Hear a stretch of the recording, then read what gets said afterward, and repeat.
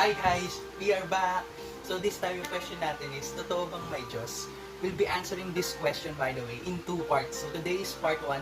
Hope you enjoy it. And for the next week, yung part 2, I hope na you still stay tuned. So, what are the evidence that God exists?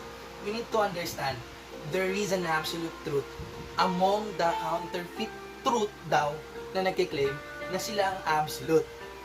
If I believe na may Diyos, at atheist ka na hindi naniniwalang may Diyos, both of our claims are entirely different. Ibig sabihin, isa lang ang pwedeng maging tama sa atin. Ibig sabihin, isa lang din ang pwedeng nagsasabi ng totoo sa amin dalawa. Kasi nga, magkaiba yung paniniwala namin. Hindi pwedeng parehas. Because truth can never be subjective. One absolute truth exists, the rest are counterfeit. Truth exists, and it's just surrounded by lies. First, let's talk about creation. Even atheists today believe and admitting that space, matter, and time had a beginning. For them, it is just out of nothing. Nothing, by definition, is nothing.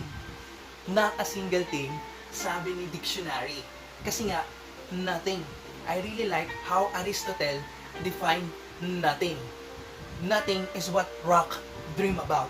Hindi pwedeng mangarap ang isang bato kasi mismo bato ay walang kakayahan para mag-isip para sa sarili nito.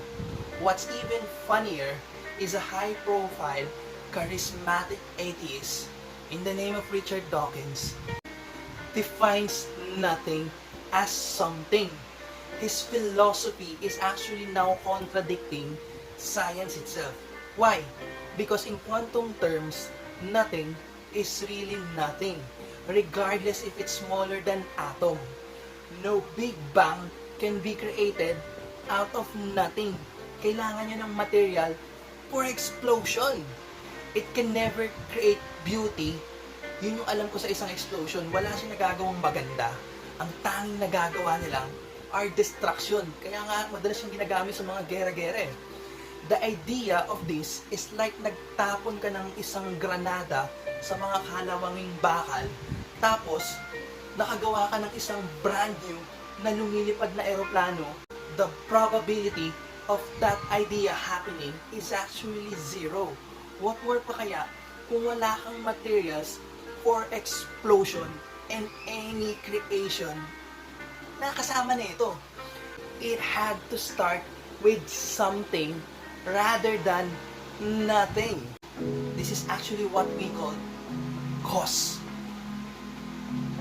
Every known thing in the universe has a cause. Therefore, the universe itself must also have a cause. Bakit tatalbog ang isang bola kung walang taong magpapatalbog nito? Bakit nandito itong bagay na to, sa lugar na to, kung walang taong maglalagay nito? Everything we see has a cause, including me and you. Wala tayo kung wala ang mga parents natin. Big Bang is a theory with no cause of beginning. If space, time, and matter had a beginning, whatever created them cannot be made out of space, matter, and time. Yung inventor ng cellphone, wala siya sa loob ng cellphone. Hindi rin pwede yung cellphone gawa sa organ ng isang inventor. Yes, some invention we can pilot, but never an inventor inside of his invention's mechanism. Because the creator is always outside of its creation. Now, we are talking to an uncreated creator, the first cause and uncause. That being is spaceless, immaterial, timeless, all-powerful, all-knowing, and at the same time, all-present. So, devoted scientist na atheist ka, this being is an alien. Pero kung naniniwala ka sa Diyos, this being is actually God Himself. Isn't it funny when extraordinary, unexplainable phenomenon out of this world, we blame aliens? Dahil ba hindi natin kaya na-explain to, is alien na lang ang may kasalanan? Ito ang rason kung bakit hindi tayo binibisita ng mga aliens. Kasi lagi natin silang sinisisi. We do not want God to be our creator. That's why, alien na lang. Sabi sa Romans chapter 1 and 25, for although they knew God, they neither glorified Him as God. They exchanged the truth about God for a lie and worship and serve created things rather than Creator. Not only the cause of creation that needs an explanation, but also the evidence of harmony, order, and design in the universe that gives evidence of an intelligent purpose. Not only creation has a cause, but creation itself has a purpose. In short, in all creation that we see, it has an intelligent design. If there is an intelligent design, there must be. Siyempre, meron din siyang tinatawag na intelligent designer. For example, pag sobrang malapit tayo sa araw, for sure, mapiprito tayo at mamamatay din. Pag sobra naman layo natin sa araw, for sure, mag-ieno tayo na mamamatay din tayo. Yung pwesto ng araw is actually just enough to give us light and bring nutrition sa mga halaman. Speaking of plants, we need actually yung oxygen na nire-release nila. At the same time, yung plants naman, need naman yung carbon dioxide na nire-release ng mga lungs natin. Another example, sabi nga ni Sheldon, a star of an 80s series, the gravity is perfectly made for us. If the gravity is high, we will not survive its pull, gravity pull. Pero pag sobrang baba naman ng gravity, we will be flying outside the earth kung saan wala na hindi na tayo abot ng oxygen. Actually, gravity itself holds even water and the air we need.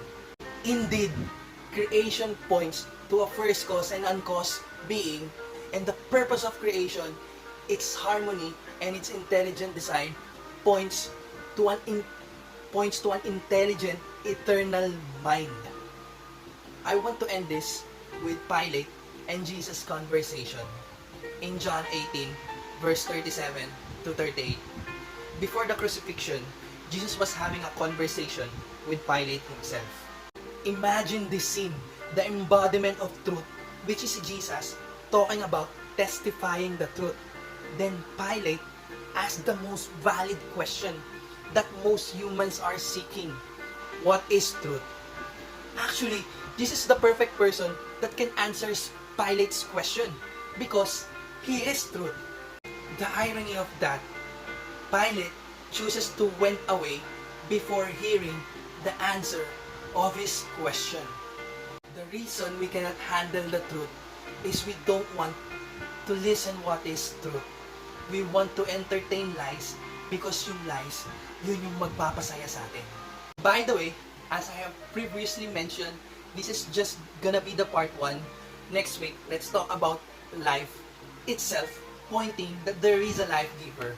And I also want to give you the preview. Kiniklaim kasi ng mga atheists that God did not exist. But in reality, it's the other way around. Atheists do not exist. See you next week, and if you have questions, feel free to message us na mag-asawa, and we'll be more than happy to entertain you and at the same time, pray for you. Thank you, subscribe, and see you next time mga ka-Redeemers. Thank you, bye!